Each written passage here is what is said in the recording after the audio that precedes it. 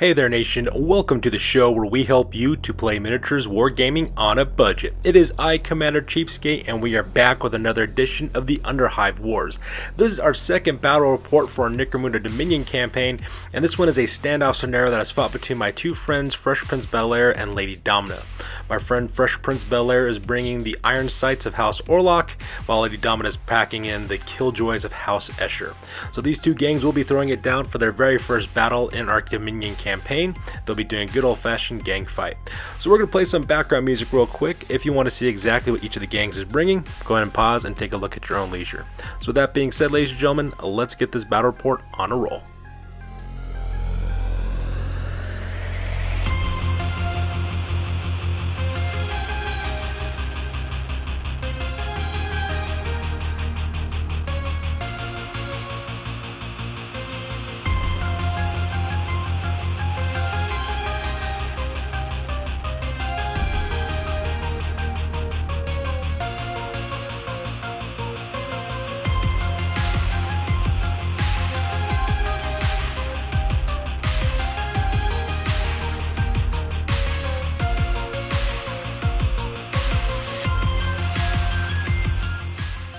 Alright, ladies and gentlemen, that takes us directly to the scenario rules, which is a standoff. Pretty much the objective is to score the most points. You earn points by either putting your enemies out of action or making them flee off the battlefield. You get 3 points for leaders, 2 points for champions, and 1 point for everybody else. The winner, of course, is the one with the most points by the end of the scenario. The victor gains d6 times 10 creds, while the loser gains d6 times 5 creds. At the same time, both gangs earn 1 point of reputation for fighting against each other for the very first time, and whoever wins this scenario also wins 2 reputation points as well. And of course, if anybody bottles out, they lose 1 reputation point. So with the scenario rules over with, let's go directly to the battle plan on this one. Alright, so here's an overhead shot of the battlefield. So my friends are playing on a 4x4 table. My friend Fresh Prince Bel-Air and his Iron Sights are deployed on the far side of the table, while my other friend Lady Domina and her Killjoys are deployed on the near side of the table. Pretty much from what I'm understanding, what's going on here is that my friend Lady Domina is planning on occupying the Tower of Terror, which is that communications tower right there in the center of the battlefield, so that way she can occupy that and make it into a strong point, at the same time try to draw in the Iron Sights to attack her. And defend that piece of terrain and try to basically do that, is what I'm understanding what she's trying to do. At the same time, my friend Fresh Prince Bel-Air, he has his heavy and one of his long-range shooters at the top of that ruined building on the far right-hand corner, on the upper right-hand corner. His plan is to suppress any defenders that are on the Tower of Terror and hopefully engage in that way.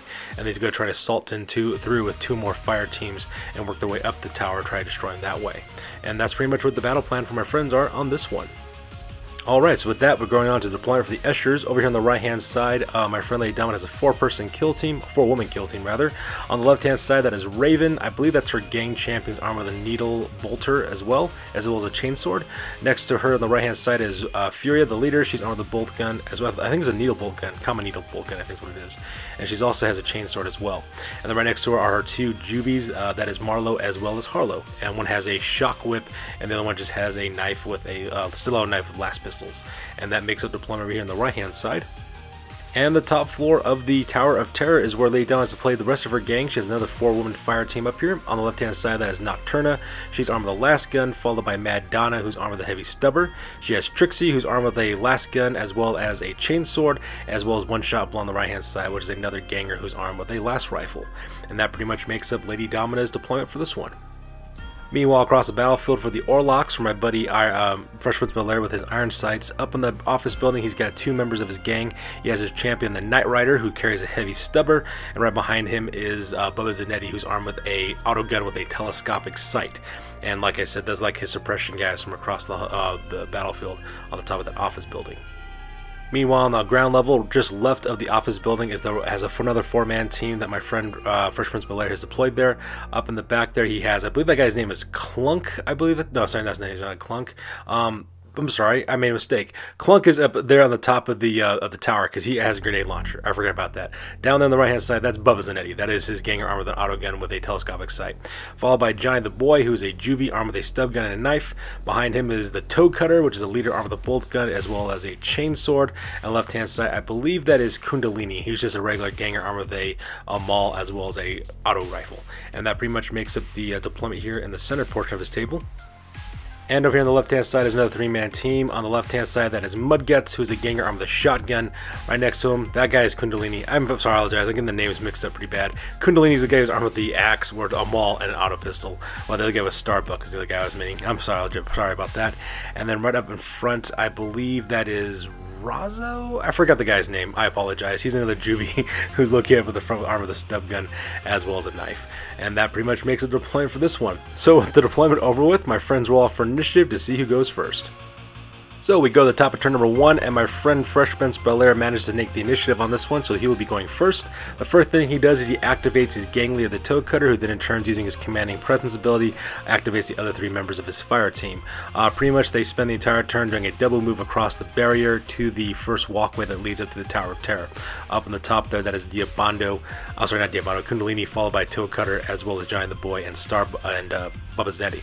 All 4 of those guys are taking cover there. In that way, they're in a dead space, so that way they can't be shot at from the top by the Eschers guarding the top of the Tower of Terror.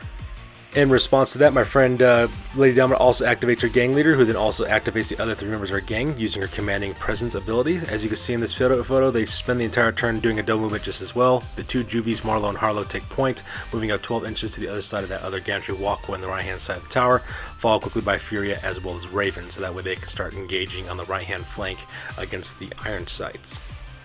Up next, my friend Freshman's Belair activates Clunk. That's the name of the juvie up there in the front. I'm starting to get the names down now. Clunk spends a turn going double movement, moving right to the middle of the battlefield, right next to that rubble pile. That way he's the closest target, so if Lady Dominant does any of her fighters on the top of the Tower of Terror have to shoot anybody, they have to shoot at him first because he is the closest target to them. So pretty, mean move, but that's what juvies are for. Juvies are there to die. In response, Lady Dominant activates One-Shot Blonde, who actually spends a movement to get to the edge of the board and does try to take a pot shot with a laser rifle against Clunk, but unfortunately first she wasn't able to hit him, so because of that the juvie is safe at this point. Continuing on with his assault on the left-hand side, Freshman's Belair then activates Mudguts, the ganger's armed with a shotgun. He actually spends a double move green to the other side of the foxhole there, so that way he doesn't get shot at as well, using the ambulance as well as the foxhole in order to protect himself from being shot at from the front or at the top. Lady Dominant then activates Nocturna, who she also moves up 4 to 5 inches and also takes a shot with her last gun against Mudguts, but unfortunately for her though, she wasn't able to hit the target because she just missed, because it's really hard to hit the guy because he's pretty much obscured. So not pretty uneventful turn number 1 so far for the battle report. Finally, Diabando also gets activated next. He does a double movement right behind Mudguts, so that way they can start pressing their attack on the left-hand flank of the battlefield. For the last bit of movement, Lady Dominant then activates her gang champion Mad Donna, who's carrying the heavy stubber, who then also activates Trixie. She moves them both up to the other side of the Tower of the Terror, so that way they can take a good aim at the assaulters coming across the battlefield. Unfortunately, Lady Dominant, she won't be able to shoot with Mad Donna because she is carrying a heavy stubber, which is an unwieldy weapon. So all she really did is move her ganger into position, so that way she can cut loose with her heavy stubber the next turn. At the same time, Trixie does take aim with her last gun against, I believe that's Clunk, who was crawling across the battle for that juvie on the left-hand side. Unfortunately for her though, she wasn't able to make any hits on that part, just because that not much really happened at that part. And finally, for the last of the action phase, my friend Freshman's Belair then activates the Knight Rider, who then also activates Kundalini, which is the ganger back behind him. He activates both of the Knight Rider. The Knight Rider tries to cut loose with his heavy stubber. Unfortunately for him, he rolled for the rapid fire. He only rolled 1 additional dice. Both of his shot went wide, so because of that, nothing much happened from there. However, Kundalini was able to aim with his grenade launcher, opening with a frag grenade against Trixie.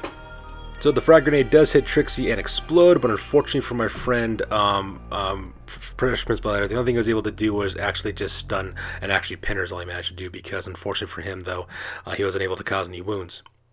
And as we go into the end phase on this one, as you can see, Trixie just laying on the ground, just pinned because she wasn't wounded. And she also managed to pass her strength test for the knockback effect, so because of that, she just stays exactly where she is and not suffers any ill effects. So with the end phase over with for turn number 2, we go directly to the top of, end of turn number 1, we go directly to the top of turn number 2 and roll off for initiative to see who goes first.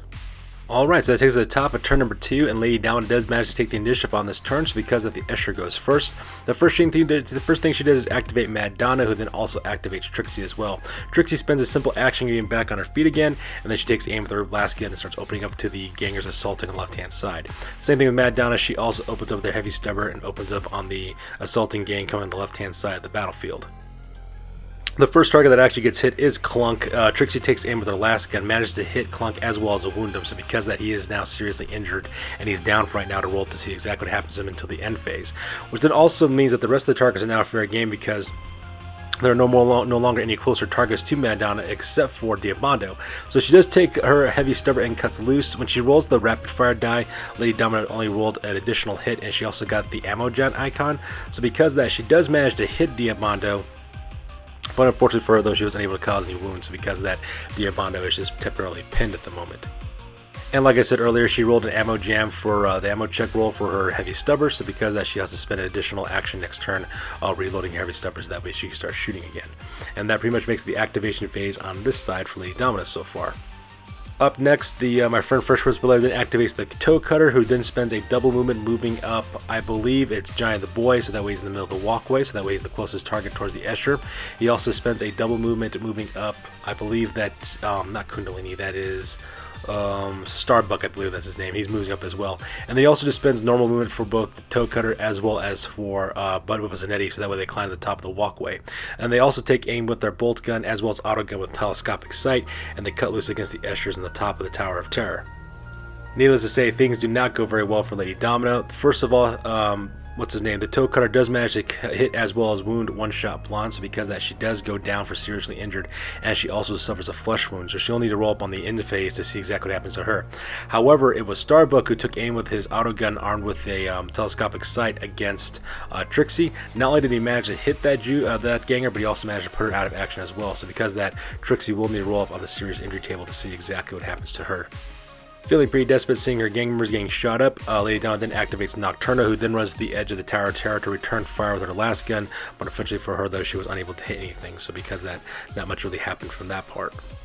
So taking advantage of the fact that the Mad Donna cannot open up with her heavy stubber, our friend then activates Mudguts, who then spends a double movement moving his gang with the shotgun all the way across the walkway, so that way he can get position to start assaulting the Tower of Terror on the left-hand side of the battlefield. So not to be outdone by Fresh Prince Bel-Air, Lady Dominant then activates Furia, which is her gang leader, then also activates Raven as well as her two Juvies. They just make a normal move forward towards the Alexander's department store there on the right hand side, and that actually puts them in a good clear vision to open up their guns against the Ironsides who are assaulting across the bridge, where the Toe Cutter as well as Bubba Zanetti, as well as Giant the Boy, as well as Starbuck are all located at. Unfortunately, Domina, all of her shots pretty much missed except for Raven, who did manage to hit Giant the Boy with her heavy bolter, not heavy bolter, her bolt gun. Not only did she manage to hit and wound him, she also puts him into serious injury as well, so he's down for the count until the end phase to see exactly what happens to him. In response, I forgot to take a photo of this, but he then activates the Knight Rider with his heavy stubber as well as Kundalini. Kundalini tries to open up with his grenade launcher, but unfortunately misses, so because of that, his shot doesn't go anywhere and doesn't land on anything. However, his Knight Rider does open up with the heavy stubber, manages to hit Mad Donna once as well as to, but I was unable to wound her, so because of that, she's just pinned for right now. That's why she's laying face up. So he does kind of cost her a turn of shooting, because now she has to reload her gun during the next activation phase, and then she'll have to of course recovery for pin as well, which will make up use up all of her actions. So he might not have hurt her at all. He did kind of take her out for the next turn, so that part worked out pretty well for him. And finally, rounding out the turn, my friend Fresh Prince Bel-Air then moves up Diabando. Diabando spends a turn to get back on his feet again because he was only pinned from the last turn, and he makes a normal movement allowance towards that ambulance in order to take some cover near there. So with the action phase over with, we go directly to the end phase. So for recovery rolls, Lady Dama rolls up for One-Shot Blonde. One-Shot Blonde does manage to get back on her feet again with a flesh wound, so because of that, she's now carrying 2 flesh wounds, so she's basically as tough as a wet piece of paper, but at the same time though, she can still shoot, she can still fight, and that's pretty dangerous, especially when it comes to Eschers, because you can't count an Escher out until they are gone. Meanwhile, John the Boy managed to get back on his feet as well with a flesh wound, so things are looking pretty good for my friend Fresh Prince Bel-Air, especially with his assaulting elements attacking the Tower of Terror. However, his other juvie, Clunk, he doesn't manage to make it. He goes out of action, so he will need to roll up on the serious injury table at the end of the scenario to see exactly what happens to him. So with the end phase over with, we go directly to the top of turn number 3, and both of my friends roll for initiative to see who goes first. Alright, so that takes us directly to the top of turn number 3, and the Escher managed to take the initiative on this one, so because of that, they get to go first. However, before we get to the action phase, here's an overhead shot of the battlefield, so that way you can get an idea of what's going on. because I do realize I am taking a lot of close-ups in this battle report, so it might be a little bit harder to see what's going on over in terms of the action. As you can see on the left-hand side, you can see the assault elements attacking the left-hand side of the Tower of Terror. Up in the front, you can see the Toe Cutter and his men trying to cross the walkway towards the top of the Tower of Terror. On the top, you can see the remnants of Lady Domina's kill teams, her gang, located on the top, as well as her leader and her little fire team on the right-hand corner as well. So that way you get a good idea of what's going on. Alright, so during the action phase, she then activates her gang leader, who then also uses her commanding presence ability to activate her 3 other members of her gang. As you can see in this photo, she just moves up a normal movement allowance towards the Toe Cutter as well as the rest of his men, getting closer so that way they can start shooting at them and hopefully charge into him during the next turn. So as you can see in this photo, she activates her troops and moves them forward, and she also takes all 4 of her gang members and have them cut loose against the Toe Cutter and his men on that walkway.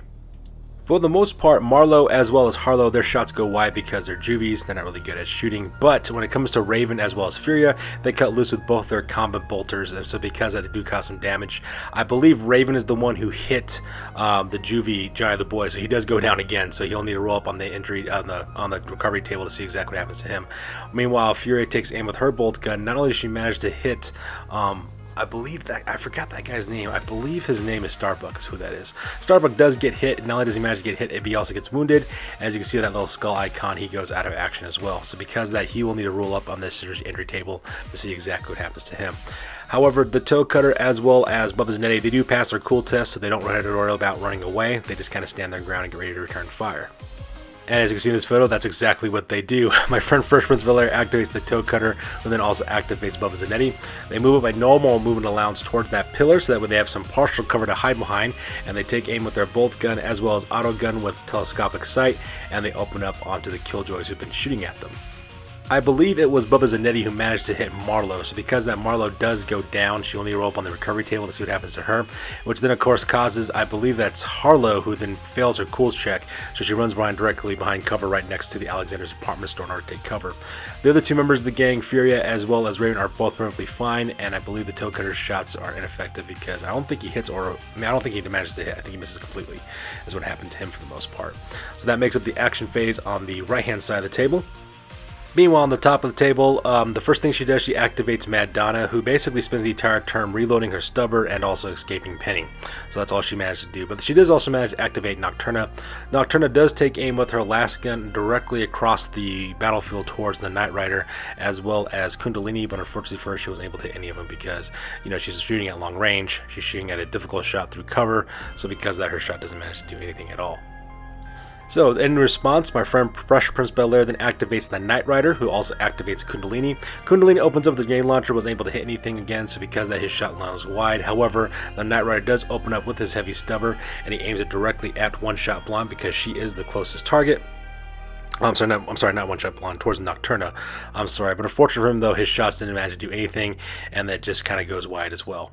So because of that, we go directly from the end of the action phase directly into the end phase. And the first thing we have to do, of course, is roll for bottle tests. Lady Domina managed to pass her bottle test no problem, but for my buddy Fresh Prince Bel-Air, though, he did not manage to pass his at all. So because of that, this gang is now broken. So because I do have to roll up to see exactly what happens to them, and they all have to take cool checks to see if they stand their ground.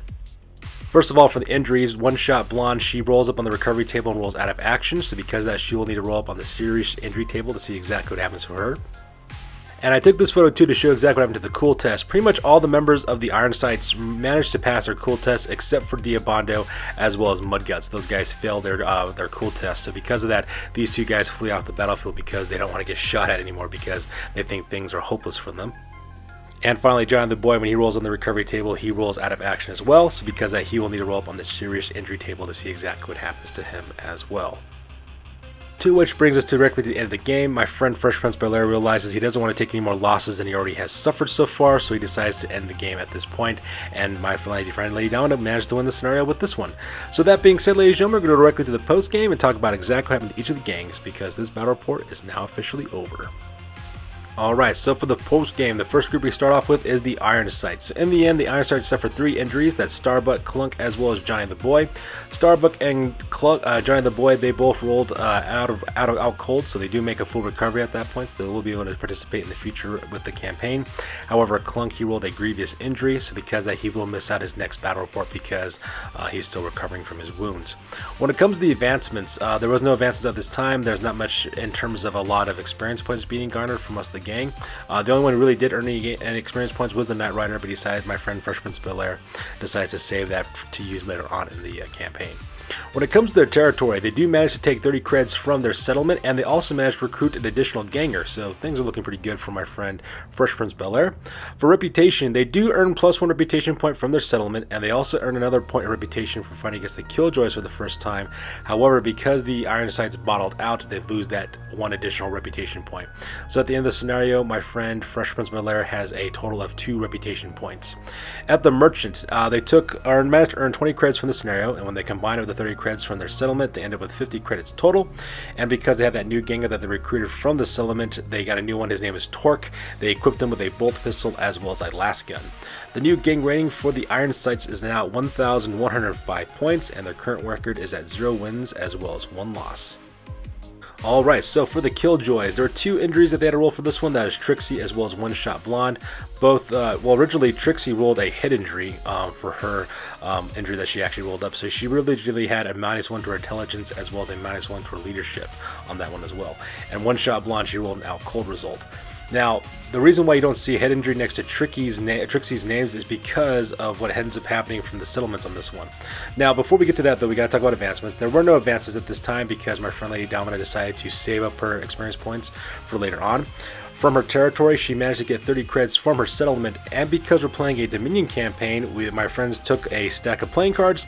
They see exactly which ones they end up getting. I believe it was the 6 of Diamonds is what they ended up drawing for this one, which means that they earned the Stinger Mould Sprawl special territory.